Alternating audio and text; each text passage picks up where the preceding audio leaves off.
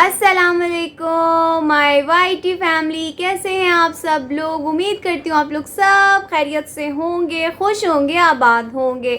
Video को शुरू करने से पहले आप लोगों का करूँगी मैं दिल से शुक्रिया कि आप लोगों को मेरा रिएक्शन अच्छा लग रहा है। अब चलते हैं आगे अपने टाइटल के हवाले से बात करने, पर एक चीज़ तो मैं भूल गई, वो ये कि मेरे चैनल को अब तक जिसने सब्सक्राइब नहीं किया प्लीज़ मेरे चैनल को सब्सक्राइब करें, वीडियो को लाइक करें और कमेंट्स में अपनी राय का इजहार करें।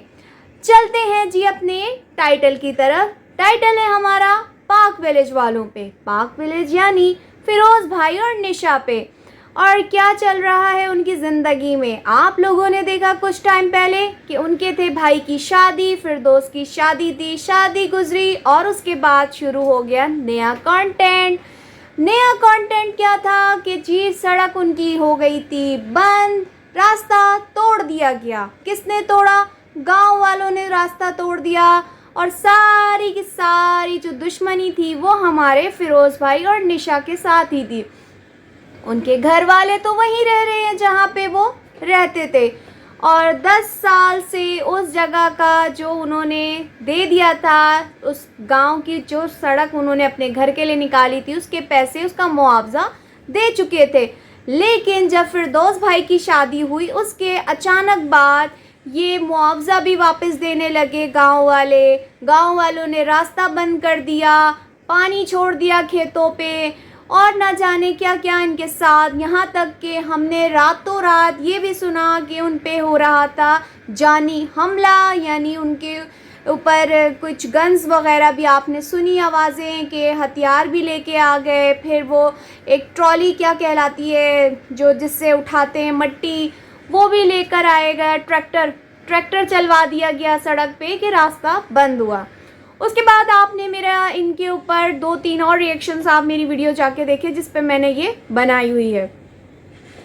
ईद का दिन था, नमाज नहीं पढ़ने जा सके रास्ता बंद होने की वजह से, लेकिन फिरदौस भाई रास्ता बंद होने की वजह से नमाज भी पढ़ कर आए। अगले दिन उनके ससुराल वालों की दावत हुई, वो भी इनके गांव आए। और उसके अलावा फिर आपने देखा कि फिर जो फिरोज़ भाई हैं उनके जो ससुराल वाले कराची से आए हुए थे शादी अटेंड करने, वो भी उसी रास्ते से वापस गए। बल्कि उससे पहले फिरोज़ भाई उनके लिए टिकट करवाने शहर गए हैं, वहाँ से उन्होंने उनकी टिकट्स करवाई, वापस आए, फिर ससुराल वालों को बस टर्मिनल पे छोड़ने गए और वापस आए।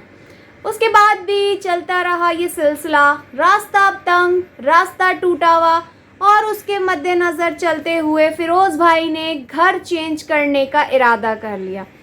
बात यहाँ पे जो मेरे टाइटल की है, गांव क्यों छोड़ा। गांव इसलिए छोड़ा ना कि रास्ता नहीं था, गांव वालों ने रास्ता बंद कर दिया था, तो वो कैसे आते जाते। अब यहाँ पे सोचने की बात है, जब घर पसंद करने गए, अगले दिन घर की सफाई करने गए, फिर उसके अगले दिन जी अपनी वाइफ निशा को वहाँ पे घर दिखाने गए, फिर घर की चौथे दिन घर की शिफ्टिंग भी करने गए। देन उसके बाद हमने देखा अभी 2 दिन पहले कि फिरोज़ भाई की अम्मी और उनके भाई वहाँ उनसे मुलाकात करने के लिए आए। उसके बाद फिर अब हमने देखा कि फिरोज़ भाई और निशा गांव अपने घर वालों के पास दिन स्पेंड करने गए, और उनको उनकी आ रही थी याद। वहाँ गए अपने पुराने वाले घर पे जहाँ उनके घर वाले रहते हैं, उनसे मुलाकात की, दिन गुजारा।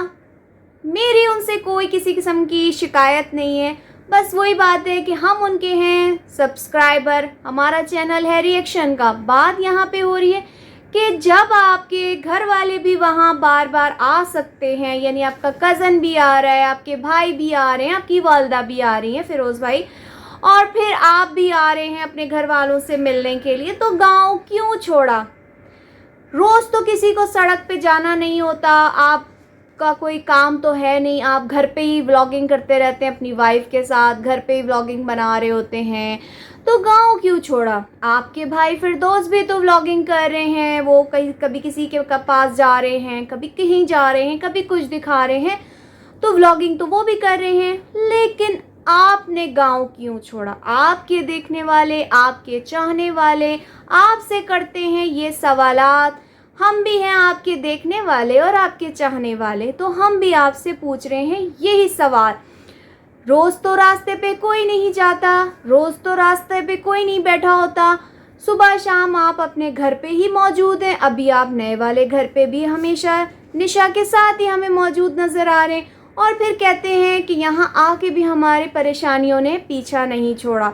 यानी जो कि आपने दिखाया कि आपके घर की पानी की लीकेज हो रही है और आपकी मोटर भी ख़राब हो गई है। हम देखते हैं आपके व्लॉग्स और उसके अंदर से देखते हैं कोई जो गलती होती है आपकी, वो गलती हम आपको बताते हैं। रिएक्शन का काम है आपकी नज़र आने वाली गलती के बारे में डिस्कस करना जो नज़र आ रहा।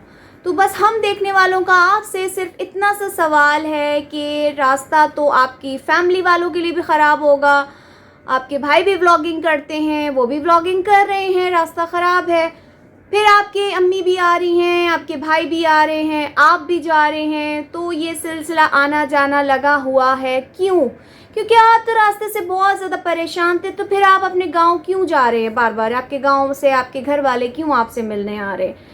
जबकि आपके भाई ने हमें ये बताया था कि सिर्फ 15 मिनट की दूरी पे आपका गांव है। ऐसी क्या मजबूरी आ गई?